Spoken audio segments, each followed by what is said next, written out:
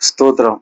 கர்த்தரும் இரட்சகருமாயிருக்கின்ற இயேசுவின் நாமத்தினாலே உங்களை வாழ்த்துகின்றேன். தேவனுடைய செய்திக்காக கர்த்தரை நான் ஸ்தோத்திரிக்கிறேன். இந்த நாளிலும் நாம் கர்த்தருடைய நாமத்தை தியானிக்க போகின்றோம். கர்த்தர் இந்த நாளிலும் பெரிய ஒரு ஆசீர்வாதத்தை தரும்படியாக ஆண்டவருடைய வார்த்தைக்கு நேராக தன்னுடைய கண்களை ஏறெடுத்து நாம் ஜெபிப்போம். கர்த்தர் ஆசீர்வதிப்பார்.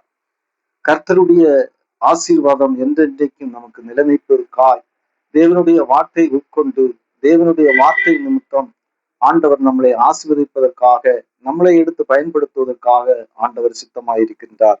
அதன் நிமித்தம் இன்றைக்கு ஆண்டவருடைய ஆசீர்வாதம் என்ற தலைப்பு ஸ்தோத்திரம். சங்கீத புஸ்தகம் 29வது அதிகாரம் அதனுடைய 11வது வசனத்தை நாம் வாசிக்கின்ற போது ஆண்டவர் சொல்கின்றார், ஸ்தோத்திரம், தம்முடைய ஜனத்துக்கு பலனை கொடுப்பார் என்று சொல்கின்றார்.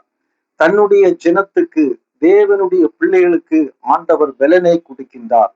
பலனை கொடுக்கின்ற ஆண்டவர், பலனை கொடுத்து வாழ்க்கையை உயர்த்துகின்ற ஆண்டவர். அந்த ஆண்டவருடைய திருநாமத்தை, அதாவது வசனத்தை நோக்கி நாம் கடந்து செல்வோம். ஆண்டவர் ஆசீர்வதிப்பார். ஆண்டவர் இஸ்ரவேல் ஜனத்துக்கு ஸ்தோத்திரம் ஆசீர்வாதத்தை கொடுக்கின்றார். இஸ்ரவேல் ஜனத்துக்கு ஆசீர்வாதத்தை எந்த வண்ணமாக கொடுக்கிறார் என்று சொன்னால், எண்ணாகம் புஸ்தகம் 23 அதனுடைய 22வது வசனத்திலே காண்டாமிருகத்தினுள் ஒப்பான பலத்தை கொடுத்தார். எகிப்திலிருந்து அவர்களை புறப்பட பண்ணி காண்டாமிருகத்தினுடைய பலத்தை கொடுத்தார் என்று பரிசுத்த வேதாகமத்திலே நான் வாசிக்கின்றோம். காண்டாமிருகத்தினுடைய பலன், காண்டாமிருகம் என்று சொன்னால் பூமியிலே ஸ்தோத்திரம், அதனுடைய ஸ்தோத்திரம் கொம்பினால் பூமியை குத்தி மறைக்கின்ற ஒரு வல்லமை அந்த காண்டாமிருகத்துக்கு உண்டு.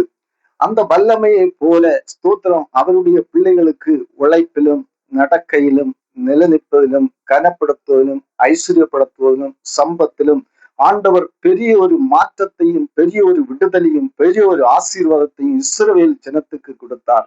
அவர் எகிப்திலிருந்து அவர்களை புறப்பட பண்ணி ஸ்தோத்திரம் வனாந்தரத்திலே கொண்டு வந்து அவர்கள் ஸ்தோத்திரம் என்னுடைய ஜனத்துக்கு நான் பலனை கொடுப்பேன் என்று சொல்லி அந்த பலனை அவர்களுக்கு கொடுத்தார். ஆனால் இஸ்ரவேல் ஜனங்கள் அந்த பலனை குறித்து ஆராய்ந்து அறிந்து முடியாதபடி அவர்கள் பின்னோக்கி போகின்ற ஒரு அனுபவத்தை குறித்து பரிசுத்த வேதாகமத்திலே வாசிக்கின்றோம். தேவனுடைய பிள்ளைகளை வசனத்தை தியானித்து வாசித்து அதனுடைய அர்த்தங்களை நாம் புரிந்து கொள்கின்ற போது ஸ்தோத்திரம் தாவீது ராஜா எதை சொல்கின்றார்? சங்கீத புஸ்தகம் ஸ்தோத்திரம் 18 அதனுடைய 1வது வசனத்தை வாசிக்கின்ற போது அவர் ஸ்தோத்திரம் தன்னுடைய ஆண்டவரை நோக்கி வேண்டுதல் செய்கின்ற போது சொல்கின்றார், என் பலனாகிய கர்த்தாவே நான் உம்மில் அன்பு கூறுவேன். என் பலனாகிய கர்த்தாவே நான் உம்மில் அன்பு கூறுவேன் என்று சொல்கின்றார். சத்தியத்தை குறித்து அறிந்து விட்டார். ஸ்தோத்திரம் எனக்கு சுகத்தையும் பலனையும் ஆரோக்கியத்தையும் ஜீவனையும் விசுவாசத்தையும் தருவது என் தேவனாகிய கர்த்தர். அவரை ஒன்றுதான் ஸ்தோத்திரம் எனக்கு ஆறுதலை தர முடியும், ஆசீர்வாதத்தை தர முடியும் என்றுள்ள ஒரு வெளிப்பாடை ஸ்தோத்திரம் பரிசுத்த வேதாகமத்திலே வாசிக்கின்றான். தாவீது ராஜா தன்னுடைய அனுபவத்தை குறித்து அவர் சொல்கின்றார், என் பலனாகிய கர்த்தாவே நான் உன்னில் அன்பு கூறுவேன். என் பலனாகிய கர்த்தாவே ஸ்தோத்திரம் எனக்கு பலன் இல்லை, எனக்கு ஆரோக்கியம் இல்லை. அந்த வேளையிலே ஸ்தோத்திரம் அவர் சொல்கின்ற ஸ்தோத்திர ஆசீர்வாதம் என்ன என்று சொன்னார், அவர் ராஜாவாயிருக்கின்ற வேளையில அவர் தன்னை குறித்து ஸ்தோத்திரம் அறிந்து கொண்டார். ஒரு அறிவை வெளிப்படுத்துகின்ற காரணம், எனக்கு சரீரத்திலே பலனை தருவது ஆண்டவர். அந்த ஆண்டவரை நோக்கி என் பலனாகிய கர்த்தாவே நான் உன்னில் அன்பு கூறுவேன் என்று சொல்கின்றார். இன்னொரு சத்தியத்தை குறித்து பார்க்கின்ற போது ஆண்டவர் ஸ்தோத்திரம் அப்போஸ்தலர் புஸ்தகம் 1 அதனுடைய 8வது வசனத்தை வாசிக்கின்ற போது ஸ்தோத்திரம் அங்கே எழுதப்பட்டிருக்கிறது. ஸ்தோத்திரம் ஸ்தோத்திரம் எந்த விதமாக எழுதப்பட்டிருக்கிறது என்று சொன்னால், பரிசுத்த ஆவியானவர் வருகின்ற போது நீங்கள் பலன் அடைவீர்கள். பரிசுத்த ஆவியானவர் வருகின்ற போது பலன் அடைவீர்கள். அந்த பரிசுத்த ஆவியானவர் யார் என்று சொன்னால் இயேசு. இயேசுவனுடைய வல்லமை நம்முடைய சரீரத்திலே இறங்கி வருகின்ற போது ஸ்தோத்திரம் பலன் அடைய முடிகின்றது. நரம்பும் சதையும் எலும்பும் மாம்சமும் சரீரம் முழுவதும் அவருடைய ஸ்தோத்திரம் பலன் இறங்கி வருகின்றது. பரிசுத்த ஆவியானவர் இறங்கி வருகின்றார். இதுதான் ஸ்தோத்திரம் எண்ணாகம் புஸ்தகம் 24 அதனுடைய 8வது வசனத்தை வாசிக்கின்ற போது மோசே இஸ்ரவேல் ஜனத்தை நோக்கி சொன்னார், ஸ்தோத்திரம் ஸ்தோத்திரம் உங்களுக்கு தேவன் பலனை கொடுக்கின்றார் என்று சொன்னார். பலனை கொடுக்கின்றார். பலனுக்கு ஒத்தான கிருபை உள்ள தேவன் அந்த பலனை இஸ்ரவேல் ஜனத்துக்கு கொடுத்தார். கொடுத்தார். அந்த இஸ்ரவேல் ஜனக்கு தனக்கு பலனை கொடுக்கின்றார் ஆண்டவர் என்று இஸ்ரவேல் ஜனங்கள் அறியாமல் போனபடியினாலே ஸ்தோத்திரம் அவர்கள் பின்னோக்கி தள்ளப்பட்டது மாத்திரமல்ல, ஸ்தோத்திரம் பிசாசானவன் அவர்களை எடுத்து பயன்படுத்தி கொண்டார்.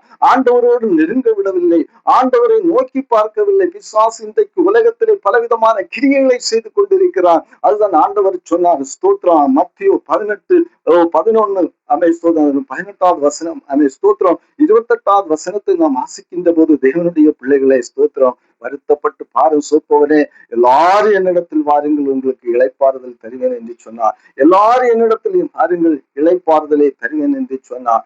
அவருடைய ஆசீர்வாதம் இளைப்பாறுதலாக இருக்கின்றது. அவருடைய ஆசீர்வாதம் இளைப்பாறுதலாக இருக்கின்றது. காரணம் ஸ்தோத்திரம் தேவனுடைய பிள்ளைகளை ஸ்தோத்திரம் தேவனுடைய கிருபை என்ற வார்த்தை நமக்கு உட்கொண்டு அந்த வார்த்தை சொல்கின்றது. ஸ்தோத்திரம் வருத்தப்பட்டு பார சோப்பவனே எல்லாரும் என்னிடத்தில் வாருங்கள், எல்லாரும் என்னிடத்தில் வாருங்கள், நான் உனக்கு இளைப்பாறுதலை தருகின்றேன், அந்த மகிமையை உனக்கு நான் தருகின்றேன், அந்த கிருபையை தருகின்றேன், அந்த கிருபை உன்னை பலப்படுத்த முடியும் என்று சொல்கின்றார். பரிசுத்த ஆவியானவர் வருகின்ற போது பலனை தருகின்ற ஆண்டவர், பரிசுத்த ஆவியானவர் வருகின்ற போது ஆறுதலை தருகின்ற ஆண்டவர். நீ சதா ஸ்தோத்திரம் யூதாவிலும் சமாரியிலும் சாட்சியாக மாறுவாய், சாட்சி உனக்கு வெளிப்படும், சாட்சி அந்த ஒரு பிரகாசத்தை நீ வெளிப்படுத்துவாய் என்று பரிசுத்த வேதாகமத்திலே வாசிக்கின்றோம். இன்னொரு பக்கம் நாம் வாசிக்கின்ற போது பிலிப்பியர் 4 அதனுடைய 13வது வசனத்தை நாம் தியானிக்கலாம். 13வது வசனத்தை பார்க்கின்ற போது அப்போஸ்தலனாகிய பவுல் எதை சொல்கின்றார்? என்னை பலப்படுத்துகின்ற கிறிஸ்துவினாலே எல்லாவற்றையும் எனக்கு செய்ய பலன் உண்டு. என்னை பலப்படுத்துகின்ற கிறிஸ்து,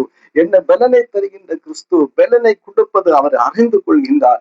ஸ்தோத்திரம் உலக பிரகாரம் கொடுக்கின்ற பலன் அல்ல, ஆண்டவர் எனக்கு பலனை கொடுக்கின்றார். ஆண்டவர் அந்த பலனை கொடுக்கின்ற போது எனக்கு ஸ்தோத்திரம் இதோ எனக்கு பலனை கொடுக்கின்ற போது அந்த பலன் நிமித்தம் எனக்கு இந்த பூமியிலே சுதந்திரித்துக் கொள்ள முடியும் என்று சொல்லி ஸ்தோத்திரம் அப்போஸ்தலனாகிய பவுல் சொல்கின்றார். இந்த பவுல் ஒரு காலகட்டத்திலே அவர் ஸ்தோத்திரம் ஆண்டவருக்கு விரோதமாக எழும்பி போராடின ஒரு மனிதன். ஆனால் அவருடைய வாழ்க்கையில வருகின்ற பலகீனத்தை தீர்க்க முடியாதபடி காலகட்டங்கள் உண்டாயிருந்தது. அவர் தேசமெங்கும் கடந்து செல்கின்றார், பட்டணந்தோறும் கடந்து செல்கின்றார். ராஜாக்களுக்கும் புறஜாதிகளுக்கும் இஸ்ரவேல் கோத்திர பிதாக்களுக்கும் பரிசுத்தவான்களுக்கும் தேவனால் தெரிந்து கொள்ளப்பட்ட ஒரு பாத்திரம் ஆகிய ஸ்தோத்திரம். அவர் ஸ்தோத்திரம் யாருடைய ஆலோசனையும் கேட்பதற்காக இல்லை. அவர் ஸ்தோத்திரம் தேவனை நோக்கி பார்த்தார், தேவனுடைய ஆலோசனையை நோக்கி பார்த்தார். அந்த ஆலோசனை தேவன் அவர்களை ஆசீர்வதிக்க முடிந்தது. ஸ்தோத்திரம் ஏசாயா புஸ்தகம் 9 அதனுடைய 6வது வசனத்தை நீங்கள் வாசித்து பாருங்கள். வேதம் எதை சொல்கின்றது? அவர் ஆலோசனையின் கர்த்தர். அந்த ஆலோசனை கொடுத்தபடியினாலே தான் அப்போஸ்தலனாகிய பவுல் நிலைநிற்க முடிந்தது.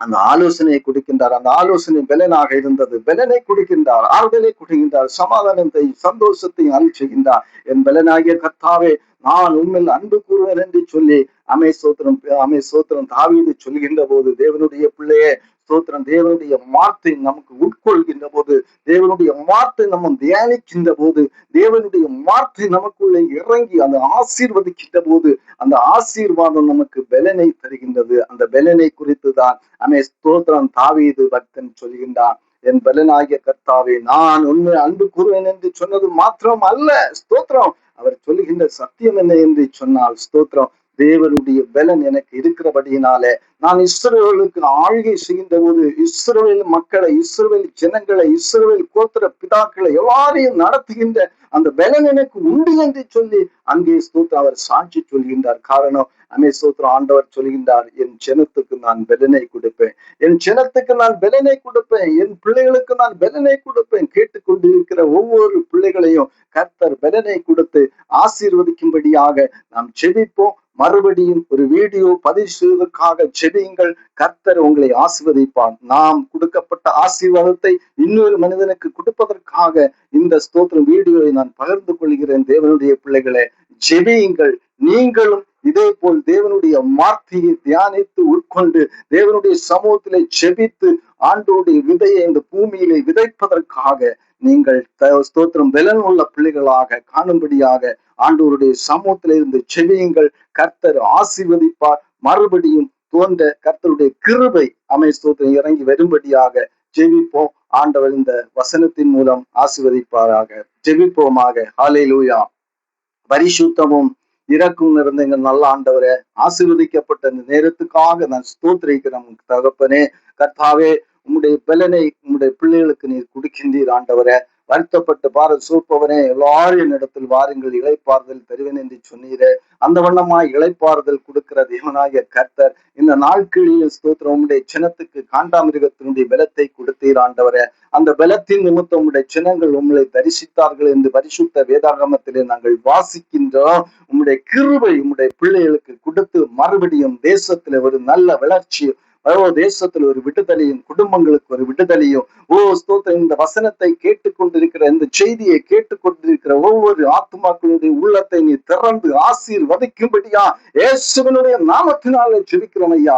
நீ துடிவீராக, உம்முடைய வல்லமை இறங்கி வரும்படியா ஜெபிக்கிறேன். இஸ்ரவேலே, நான் உனக்கு பனி போல் வீற்றிருப்பேன் என்று சொன்ன தெய்வம், நீ பள்ளத்தாக்கிலே லீலி புஷ்பம் போல் மலருவாய் என்று சொன்ன தெய்வத்தினுடைய கிருபையின் கரங்கள் இந்த நாட்களிலே தோன்றி பிரகாசம் அடையும்படியா ஜெபிக்கிறேன். மறுபடியும் நீர் எங்களோடு இடப்படும், மறுபடியும் நீ ஆசீர்வதியும் பலப்படுத்தும் தோன்றும் கிருபையினால தாங்கும்படியா இயேசுவின் நாமத்தினால ஜெபிக்கிறேன் ஜீவனுள்ள நல்ல பிதாவே, ஆமென்.